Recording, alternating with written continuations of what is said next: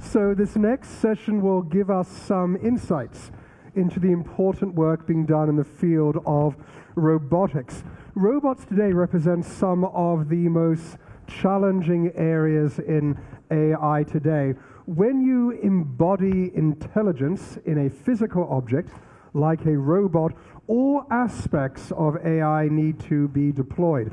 This includes sensing and data reception, anticipation, perception, reasoning, and most importantly, movement and physical action.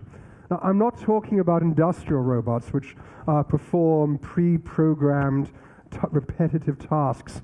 Those kinds of robots have been used in manufacturing environments like automotive assembly for decades. The robots we're going to be talking about today are much more flexible and in some ways much more human. They are mobile, they're dexterous, and in some cases, they're actually socially assistive. So rather than being autonomous, they are expected to live amongst us and collaborate with humans, and they're expected to collaborate with us and even understand us in various ways. The implications for our lives and our work are important to consider. So we're going to begin by hearing from Maya Matarik, a professor in the School of Engineering at the University of Southern California. Her research is endowed with giving robots the ability to help people, such as the elderly and the disabled. Maya's task will illustrate how human-centered design is allowing robots to interact with people in a much more natural way. Maya, thank you for being with us today. Thank you. Well, hello, everyone. I'm going to talk about probably something you don't expect, but I've made a business of it. So when we think about robots today, when we thought about robots in all of history, we always think about robots as doing work. In fact, that's where the word robot comes from. Robot comes from rabota, which means repetitive, boring, dangerous, dirty labor. So our vision of robotics is robots doing these things that we don't want to do or can't do or shouldn't have to do. So robots are doing work. But if robots are doing work, then why is the clicker not working? Yeah, if the robots are doing work, the clicker would work. There we go. So if robots are doing all the work, what will people be doing? And this is not a talk about the future of work, but people are talking a lot about it. And it does have these significant implications in terms of what will happen if and when robots are more and more capable of taking those jobs away.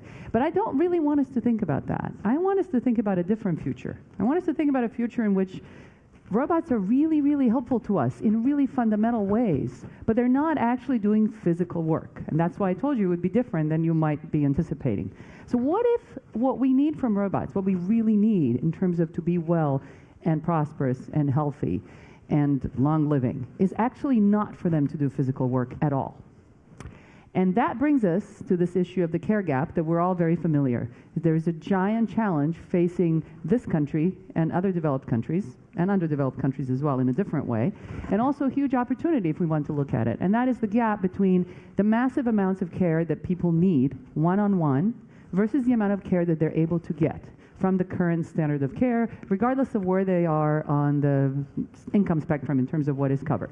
So you can look at a variety of populations. These numbers can be relatively depressing. So, you know, whether we can look at the young, the old, or everyone in between, everyone is familiar with the aging population. Everyone is familiar with those demographics. But in fact, that's a very limited view of where the need is.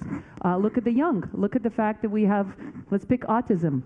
1 in between 45 and 68 children are at the autism spectrum today in this country. And that is a lifelong challenge, so it's not going away. 5.7 million special needs. More than 20% of the population has 1 or more disabilities, and this is lifelong. So the need and the opportunity are huge. Now, what does that have to do with robots? Well, let's think about what people really need. Not just people with special needs, but everyone.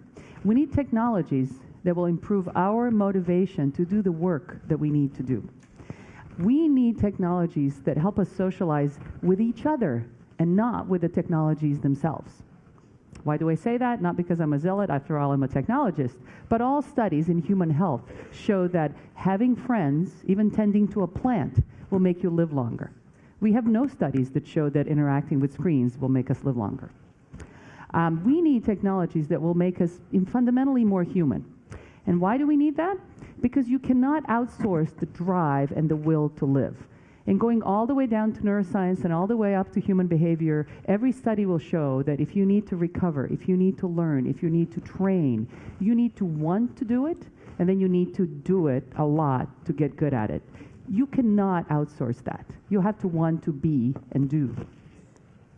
So what does that have to do with robots again? Well, so about 12 years ago or so, we started this field of socially assistive robots. Robots that help, but through social, not physical means. So these robots don't do your work for you. You need to do your work, and typically work of recovery, learning, and so on. You'll have to do it yourself. But the robots are there to help you in ways that are fundamentally necessary. These ways include monitoring, but monitoring is not, to me, that's sort of the lowest level. There are many technologies that will monitor, and some are undesirable, but that's not really interesting. What's really more interesting is coaching and training, providing motivation, helping people scaffold what they need to do to encourage them to be there when we don't have the drive, when we don't have the will, when we get discouraged, when we get tired, when we get demoralized. So this combination of motivation and companionship and coaching is really fundamental. And it's fundamental whether you're trying to learn from an able perspective or a more challenged perspective. So that's the name, Robots That